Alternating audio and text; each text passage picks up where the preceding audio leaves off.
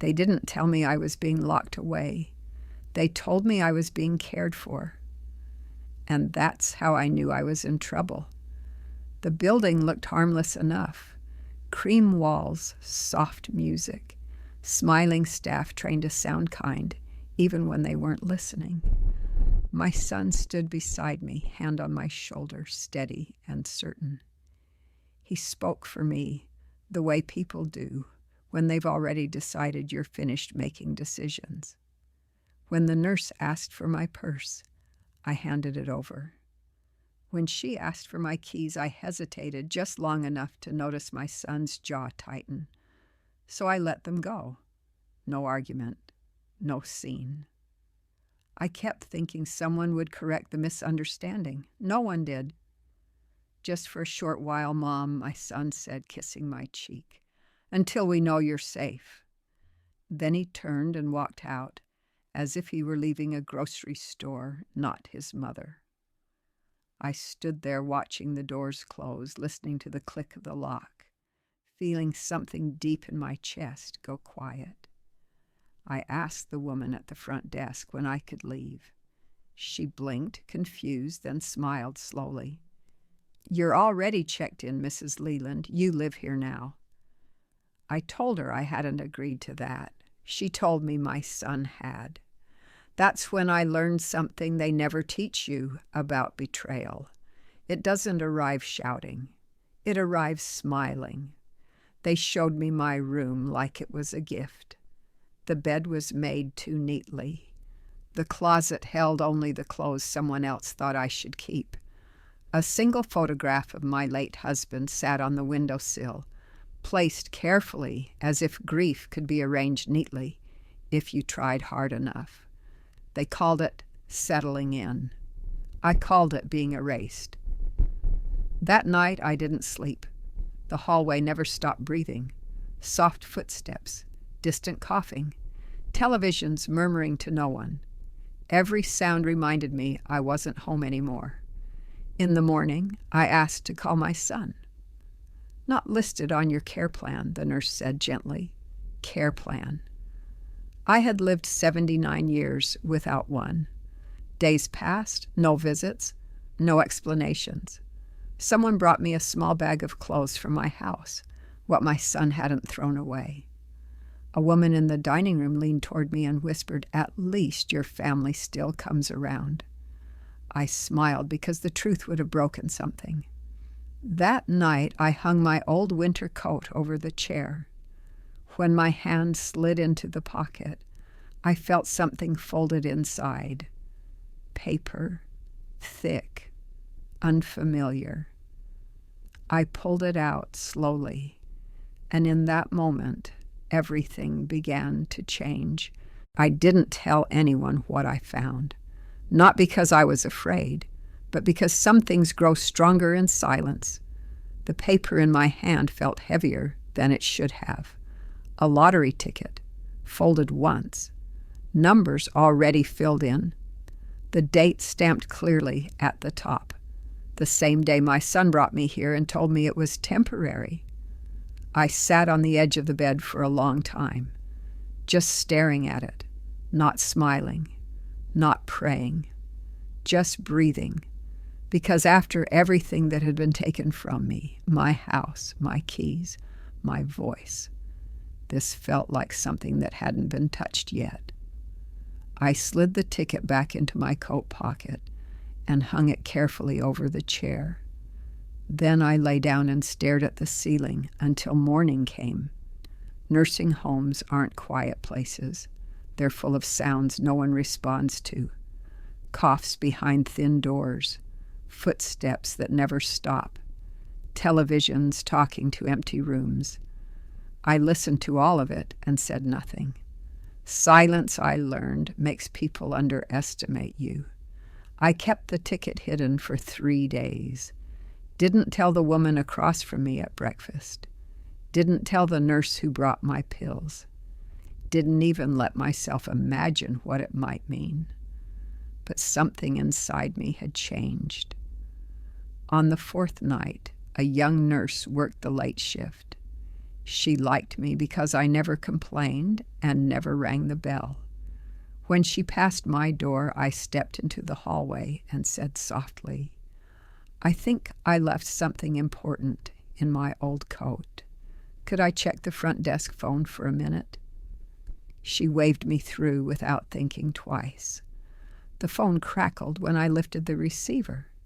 I typed the numbers carefully, slowly, afraid my hands might shake too much. I checked once, then again, then a third time. Every number matched, all of them. The jackpot hadn't been claimed. I didn't laugh. I didn't cry. I just stood there holding the phone, understanding that somewhere far away, a machine had changed my life, while no one in this building noticed anything at all. I walked back to my room like I was carrying something fragile, because I was. That night, I didn't sleep. My thoughts moved faster than my body ever could. The money didn't feel real yet, but the possibility did. I wasn't helpless, I wasn't finished, and I wasn't invisible anymore. The next morning, they handed me a schedule for bingo and crafts. I folded it, looked the nurse straight in the eye, and said calmly, "I'd like to speak to a lawyer." Her smile faded, and that's when I knew they were starting to see me differently. When people stop listening to you, they forget to hide things. After I asked for a lawyer, the staff didn't argue. They just smiled in a tighter way, the kind people use when they're deciding whether you're trouble or just confused. I let them think whatever made them comfortable. Comfort makes people careless. I went back to being agreeable. I ate what they served. I thanked the nurses. I sat quietly in the common room and watched television I didn't care about. That's how you disappear in places like this, by being pleasant. And when you disappear, you start seeing everything.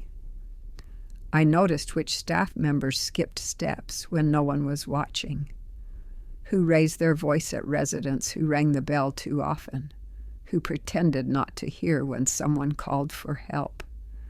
I noticed which doors stayed unlocked longer than they should, and which phones were left unattended during shift changes. No one noticed me noticing. I asked to call my son again. The call went straight to voicemail, so I left him a message, short and careful. "Hi, Thomas. I found something in my coat pocket. Something important. Call me." I didn't explain. I didn't need to. People imagine the worst when you give them just enough information to worry. When he called back, his voice was cheerful in a way that felt practiced. He didn't ask how I was. He didn't ask if I needed anything. He asked what I'd found. That told me everything I needed to know. That night, I sat across from another resident at dinner. She leaned toward me and said, "You've got quiet eyes." "What does that mean?" I asked. "It means you know more than you're saying," she replied. I smiled and said nothing. Later, during the night shift, I used the phone again. This time, I didn't check numbers. I searched for something else. Lawyers, estate planners, people who dealt with power of attorney disputes. I memorized one number and dialed it from the stairwell so it wouldn't be logged.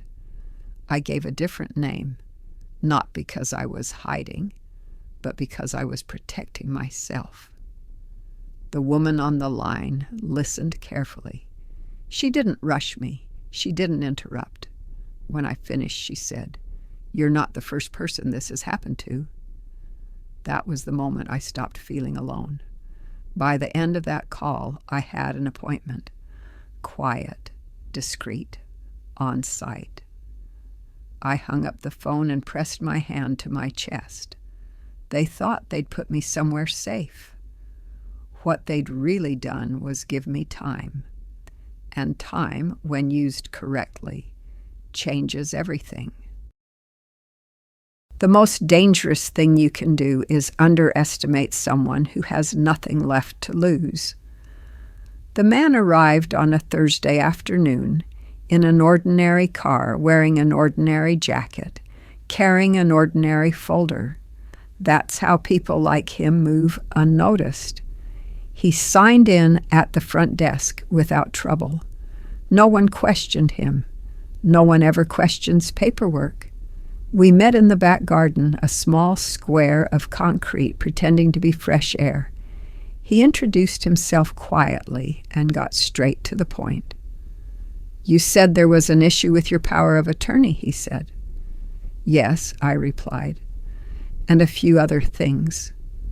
I reached into my coat pocket and slid the folded paper across the bench. He didn't react right away. He checked the date, the numbers. Then he looked up at me carefully, the way people do when they realize a situation is larger than they expected. "Have you verified this?" he asked. "I have," I said. "Does anyone else know?" "No." "Good," he replied. "Let's keep it that way." He explained things slowly, clearly. Trusts, anonymity, protection, how sudden money makes families reckless, how people who once ignored you suddenly remember your name. He'd seen it before. We talked about my son, how he controlled my house, my accounts, my mail, how decisions had been made without my consent. The lawyer nodded as if he'd heard this story many times. "We'll move quietly," he said. "First, we secure the money, then we protect you." I felt something loosen in my chest, not excitement, relief. Before he left, he asked one question. "Do you want your family to know?" I thought of the day my closets were emptied, of my phone left on a hallway table, of being told I was safer without my own life. "No," I said, "not yet." That evening, my son called again. His voice was friendly, almost casual. "You settling in okay, Mom?" "Yes," I said, "very comfortable." He paused. I could hear the calculation in his silence. "And about that thing you mentioned?" "Oh," I replied lightly. "I threw it away." There was a beat too long before he answered. "Good," he said. "That's probably best." I smiled after the call ended. People reveal themselves when they think they've won. The next morning, I asked the nurse for a newspaper. She slid it across the table without comment. I turned to the back pages and circled 3 names with a pen: lawyers, accountants, estate specialists. They thought I was learning how to play bingo. What I was really learning was how to leave. They always come back when they think they're about to lose control. My son arrived on a Friday afternoon, smiling too much, carrying a bag of groceries I hadn't asked for. He stood in the doorway like a guest who expected gratitude, just for showing up. "Hey, Mom," he said, "you look good." I didn't answer right away. I let the silence do the talking. Silence makes people nervous when they're used to being obeyed. He sat across from me and started speaking carefully, like every word had been rehearsed on the drive over. He talked about safety, about responsibility, about how hard everything had been for him. He mentioned the house, how expensive it was to maintain, how the market was strong right now. I listened without interrupting. Then I said, "I'm not dead." The smile slipped. Rehook, middle. He tried to recover quickly. "Of course not, Mom. That's not what I meant." "But that's how you treated me," I said, "like something already gone." He looked down at his hands. For a moment, I saw the boy I raised. Then it passed. "We were just trying to help," he said. "You weren't thinking clearly." "I was grieving," I replied. "There's a difference?" He shifted in his chair. "About the house. We were just exploring options. Without me. That was temporary." So was this place, I said calmly. He didn't answer that. Before he left, he asked the question he'd been circling the entire visit. "What did you really find in your coat, Mom?" I met his eyes. A reminder. Of what? That I still get to decide. He left looking unsettled. Good. Some lessons don't stick until they're uncomfortable. That evening, I watched the sunset from the same window I'd stared out of for weeks. The building was loud around me, but inside I felt steady. The lawyer had already called. Papers were moving. Things were being put back where they belonged, slowly, properly. Re-hook, end, cliffhanger. 3 days later, the phone rang again. This time it wasn't my son, it was the lawyer. "Mrs. Leland," he said, "everything is ready. But once we do this, there's no going back." I looked at my coat hanging quietly on the chair. "I've already gone forward," I said, and for the first time in a very long while, I meant it. No one tells you the moment your life becomes yours again. You just feel it, like air returning to your lungs. The lawyer arrived early the next morning. No announcements, no fuss, just papers, signatures, and steady eye contact. He explained everything one last time, even though I already understood. The trust was secure. My name was restored. The authority my son held over my life was finished. When the final document was signed, he slid it across the table and said softly, "You're free." That word sat between us for a moment. Free. I didn't cry. I didn't celebrate. I simply nodded, because freedom doesn't always feel loud. Sometimes it feels like relief. By noon, my things were packed. 2 bags. That was all I needed. No one asked where I was going. No one stopped me. They'd grown used to me being quiet. That was their mistake. The car waited outside, black, clean, patient. I walked out the front doors without looking back. No speeches, no goodbyes, just the sound of my own footsteps moving forward. My new home was small, a little house with light-colored walls and a window that opened without permission. The first thing I did was take off my shoes. The second was make tea, not because I was tired, but because I could. I sat by the window and listened to nothing. No carts in the hallway, no call bells, no voices reminding me of what time it was. That night, my son called. I didn't answer. I wasn't angry. I was finished explaining. The next morning, I woke up when my body said it was time. I buttered toast generously. I stood in the sunlight and felt something I hadn't felt in years. Ownership of the moment I was standing in. People think money changes you. It doesn't. It just removes the hands that were holding you down. If you're listening to this and you feel small, if someone has decided your life for you, if you've been told it's for your own good, hear me clearly. You are not a burden. You are not done, and you are not required to disappear quietly. Sometimes the bravest thing you can do is stay calm, stay patient, and wait for the right moment to stand up. They thought I was harmless. They thought I was finished. They were wrong, and if you're still breathing, so are they about you.